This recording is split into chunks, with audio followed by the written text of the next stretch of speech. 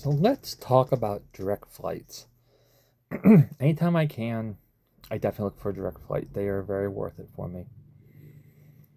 If I have to choose, sorry, now I'm feeling very ADHD right in the day here filming, and now I'm going, if you have to choose Hamilton. Um, but if you have to choose between a direct flight and a connecting flight, I'd definitely choose a direct. Even if it costs a little more, even if it means fewer flight options, and for years, I was that just a preference. I didn't understand the science behind it. I want to go over a little bit. It's reducing the transitions. So after that weird Hamilton thing, if you don't know who I am, then this gets odd. My name's Heath. I'm been diagnosed with autism and ADHD, clearly. And I'm also a travel agent. And we're building a community to make travel fulfilling and neurodivergents like ourselves. So today I want to talk about direct flights and why I think so many neurodivergent travelers value them for reasons that go far beyond convenience.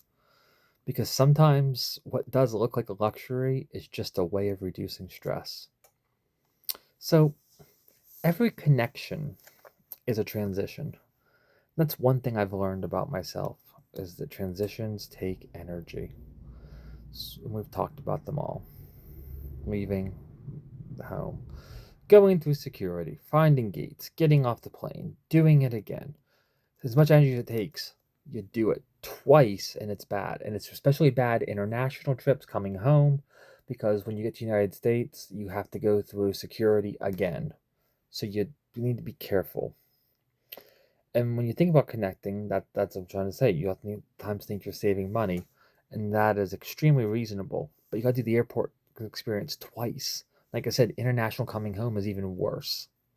That's on top of trying to go through customs. You got to go through then getting dumped into checking, going to security again. And all the things that are bad about the airport clocks, delays, making sure you're in the right place, departures. Just you do it all over again. And it creates more uncertainty. You're going to make it on time. Do you have enough time? Do you know where you're going? Is there going to be delays? Is there a schedule change? The more moving pieces a trip has, the more opportunities there are for something to change. And the one thing I appreciate about direct flights is it takes away that uncertainty. It's not perfect, things still go wrong, but it takes away the things that can go wrong.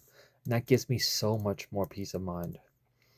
Because my energy is a limited resource. And I think that's the one mistake many of us make is assuming that travel energy is unlimited. And for me, it isn't. And for you, it probably isn't also. Every decision, transition, or unexpected change draws more of that mental energy. And when I remove a connection, I'm not just removing a flight, I'm removing a demand from my nervous system. And it goes back to what we talked about before with TSA. Is it convenience or an accommodation? I mean, sure, it's convenient, but it's accommodating yourself. Some accommodations are not things that you're formally asking for, the things you're taking care of yourself for what makes it happen for you. And while most people see convenience, they miss that it is accommodating. The fewer transitions, uncertainty, waiting, and rushing really helps. It reduces the cognitive load and is amazing. So, what looks like convenience really is a function of accommodation when you look at it. And it's not always worth, I mean, that's the funny part is it's not always worth the extra cost. I mean, I'm not saying you always do it. Sometimes the price differences are enormous. I mean, sometimes you just can't do it.